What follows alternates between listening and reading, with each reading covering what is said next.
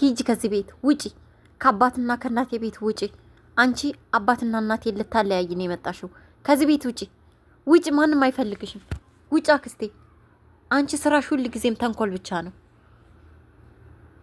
እህቴ ይቺ ልጅ ግን ጤነኛ አመስለኝም። ማርቲ ባክሽ፣ ይቺ ልጅ ሳይካታሪክስ ያስፈልጋታል።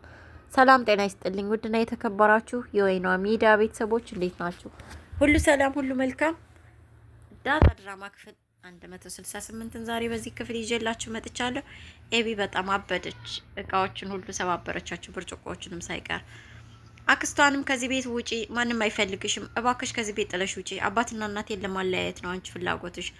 እማዬ ነይ፣ አባዬን ይቅርታ አድርጊለት፣ ነይ ነይ እማዬ ነይ እያለች እናቷንም እየጎተተቻት ነበር። ማርቲ ደግሞ በጭራሽ ይቅርታ እንደማታደርግለትና ወደ አሜሪካ ከእህቷ ጋር ለመሄድ እንደተስማማች ሁሉ መርዶ አርድታቸዋለች። ኤቢ ደግሞ ይሄንን መቀበል አቅቷታል። አቶ ደረጀም እንግዲህ ይሄንን ስትነግረው በጣም ልቡ አዝኗል ማለት ነው። በሌላ በኩል ደግሞ ዳጣ ሰላምዬ በጣም ራስ ወዳድ ናት።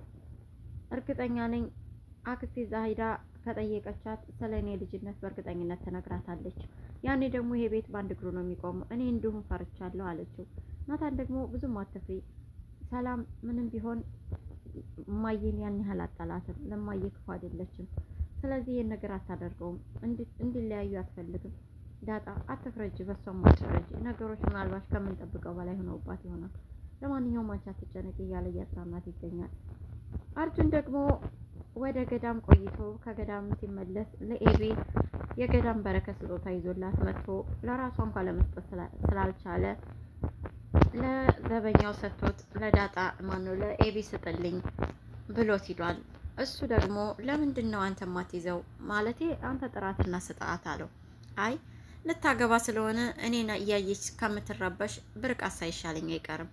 ለማንኛውም ግን ይሄን ስጥልኝ። ግን ደህና ነች አይደል ኤቢ አለው። ገዛኸኝ ደግሞ አረ ምን ደህና ትሆናለች? እናትና አባቷ ተጣልተው እንደዚህ እስከ መለያየት ሊደርሱ አይደል እንዴ? ምን ደህና ትሆናለች ብለህ ነው? ደግሞ ለዘዝ እያለ ይመጣል። ምን አለበት እሱ ሳቅ እያለ ይመጣል። አይሞቀው አይበርደው። ምን አለበት ብለህ ነው አለው። ማ ቃዲስ ነው አለው። አዎ ይመጣል። ምን አለበት እሱ አለው። መቼ ነው ግን የሚጋቡት? ቀለበት ሊያስሩ ነው ተብሏል። አልሰማህም እንዳለው ይላሉ። ግን ደግሞ አሁን ምኑን ታስራለች ብለህ ነው? እናትና አባቷ እየተለያዩ።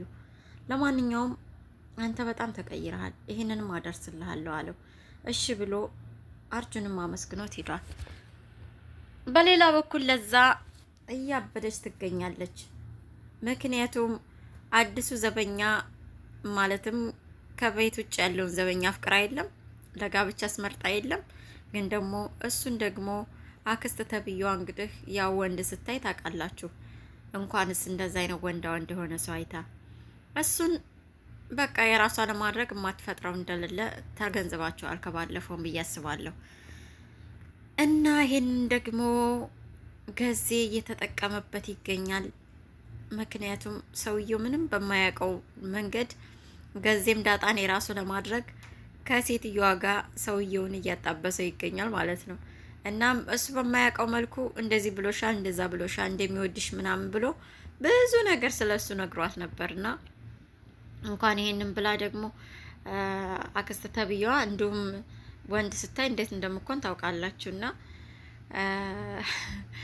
ዛሬ የመጣው ለዛም ፈልጎ ነው። ግን ደግሞ ገዛኸኝ ለዛም ሳይሆን አክስትዬቱን ጠርቶ እየፈለገች ነው ሰውየው ብሎ አገናኝቶታል ማለት ነው። አክስት ተብዬዋም እንግዲህ አለቀቀችውም እንደቀላል። ሰውየው ወደዛ ወደዚህ ቢል እኔ ፈልጌ የመጣሁት ለዛ ነው ቢላትም በጭራሽ ልትረዳው አልፈለገችም። ቁርስ እየበላን እናወራለን ብላ ይዛው ሂዳለች። ለዛን ደግሞ ይሄን ነገር በአይኗ እንድታይ አድርጓታልና በጣም ነው የተናደደችው፣ በጣም ነው ያዘነችበት። ምን ልታረግ እንደምችል አላውቅም። በዛ ላይ ደግሞ ገዜ ደግሞ ይሄ ተንኮሉ ሲነቃበት ምን ሊሆን እንደሚችል ያው እንግዲህ ወደፊት የምናይ ይሆናል። ለዛም እንግዲህ እቃውን ልጨርሰው ነበረ። ዳጣ ምን ሆነሻል? ለዛ ምንድነው? እኛ ሳናቅ የተፈጠረ ነገር አለ እንዴ? ገዜ አረ ምን ሆና ነው ይችልሽ? አበደች እኮ እቃውን ፈጀችው። ያው ቁርስ እንብላ ብለው ነው አሉ።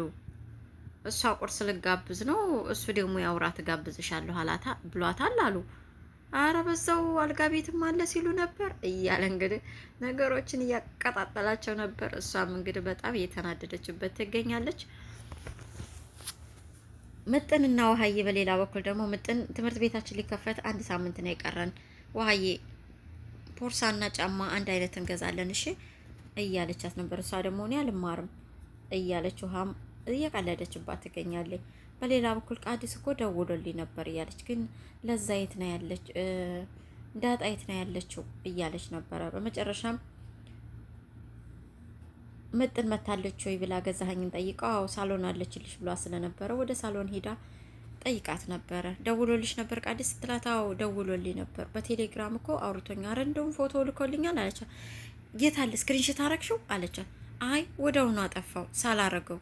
ምን አይነት ፎቶ ነው የላከልሽ? ከወገብ በላይ እርቃቱን የሆነው ይሄ ባለጌ ቆሻሻ። በቃ ጠብቂኝ እዚሁ ጠብቂ ብላ ኤቢን አምጥታ ኤቢ ጋር ሄዳ ኤቢ አውቃለሁ እንዳዘንሽብኝ አውቃለሁ፣ ግን እውነት ኪድዬን እኔ አራዳ ነኝ።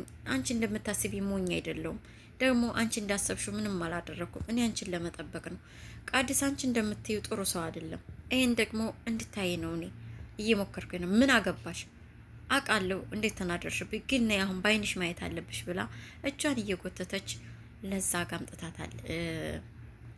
ምጥን ጋምጥታታለች ማለት ነው። ምጥንን እንግዲህ ቃዲስ ደውሎልሽ ነበር ወይ ንገሪያት እያለች ወይም ደግሞ ደውይለት ለቃዲስ አሁን እያለቻት ነበረ።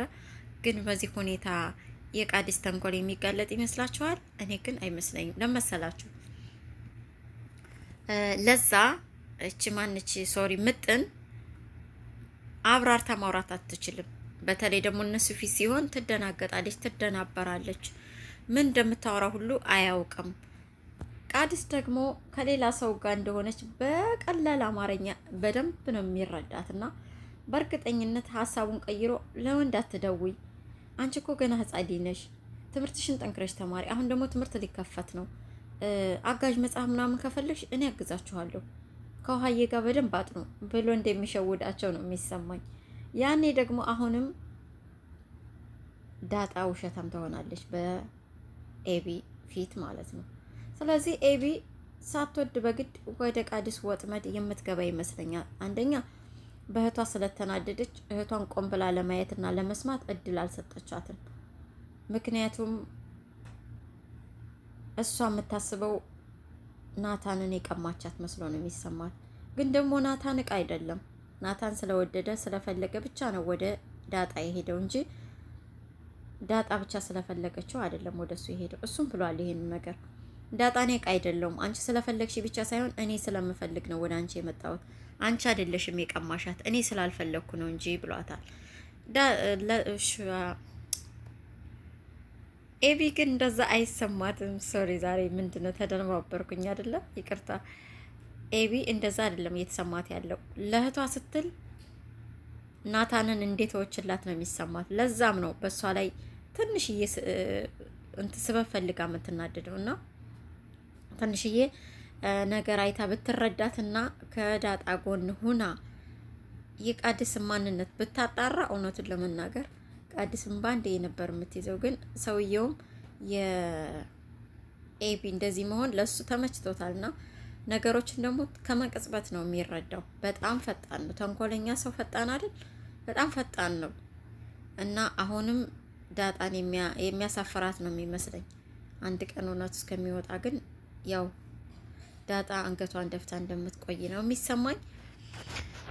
በሌላ በኩል ደግሞ ማርቲ አቶ ደረጀን ሂዳ በግልጽ ጠይቀዋለች። ከዛ በፊት ግን ምጥን እናቷ እንጀራ አጥቅሳ ለአቶ ደረጀ የታመመ ሰው ጠይቂበት ብላ ሰታት ይዛ መታ ምንድነው ያሽ ተባብለው ምግብ ነው እማዬ ሰርታ ለአባትሽ ስጪው ብላኝ ነው፣ ደግሞ አባትና እናቴ ሊያስታርቋቸው ነው እያለቻት ነበርና ምግቡን ይዘው ሂደው እንግዲህ ለደረጃ አልሰጡትም።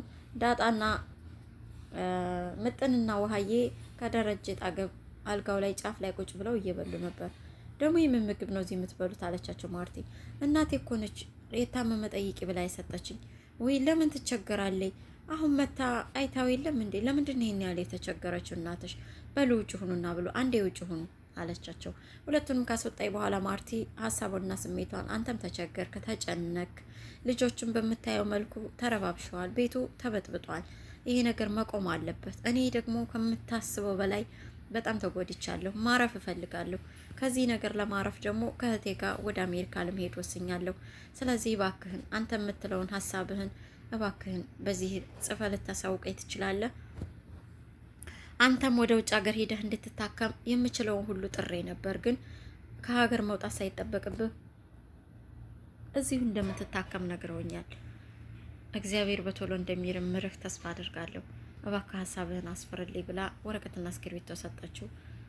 እንግዲህ ደረጀም ልቡ ስብር በሚል ስሜት ከሰማት በኋላ የሷን ቃላት በመጨረሻም ወረቀቱን ተቀብሎ እስክሪብቶውን በእጁ ይዞ ይቅርታ የሚል ብቻ ነው የጻፈላት። ብዙ ነገር ከሱ ጠብቃ ነበር፣ ግን ምንም ማብራራት አልቻለም። ይቅርታ የሚል ብቻ ነው የጻፈላት። ኤቢም አክስቷን ከዛ ቤት እንድትወጣና ድጋሚ ማየት እንደማትፈልግ ተናግራለች። አክስትየዋም ደግሞ ኤቢ ጤነኛ አይደለችም፣ ሳይካታሪክስ ያስፈልጋታል ብላለች። በዚህም በምታዩት መልኩ በጣም ተናዳ እያየቻት ነበረ። በሚቀጥለው ክፍለ ጊዜ ምን ሊሆን እንደሚችል የምርስ ማርቲ ይሄን ነገር ወስና ወደ አሜሪካ ትሄድ ይሆን? ያኔስ የምር ኤቢ ይሄን ነገር የምትቀበል ይመስላችኋል? የእናንተን ሀሳብና አስተያየት በኮመንት አስቀምጡልኝ። እኔም በሚገባ ኮመንታችሁን አይቼ ሀሳብና አስተያየታችሁን ከልብ እያየሁ ነው የምቀበለው። እናም እስከዛሬ እያበረታችሁኝ እዚህ ስለደረስኩ አሁንም 2000 ሰብስክራይብ ልገባ ደግሞ ቁጥር ነው የቀረው። በቃ በመቶ ቤት የሚቆጠር 1900 ምናምን ደርሼ የለ በቃ በጣም ትንሽ ነው የቀረኝ። ስለዚህ አግዙኝ 2000 ልግባ። ደግሞ እንደ እግዚአብሔር ፍቃድ ከሆነ አመት በኋላ 2000 ሳይሆን 200,000 ሰብስክራይብ ከእናንተ ጋር እንደማከብር ባለሙሉ ተስፋ ነኝ። ያው ተስፋ ያልቆረጠ እናም ደግሞ የበረታ ሰው ያቀደውና ያሰበው ከፈጣሪ በታች እንደሚሳካለት አምናለሁ። ለዚህም ደግሞ እናንተ ከጎኔ እንደምትሆኑ ተስፋ በማድረግ አሁንም ላይክ፣ ሼር፣ ሰብስክራይብ ማድረጋችሁ አይረሳ። ይህ ወይኗ ሚዲያ ነው። ዳጣ ድራማ ክፍል 168 በዚሁ ተጠናቀቀ። በሚቀጥለው ክፍለ ጊዜ እስከምንገናኝ ሰላማችሁ ይብዛ።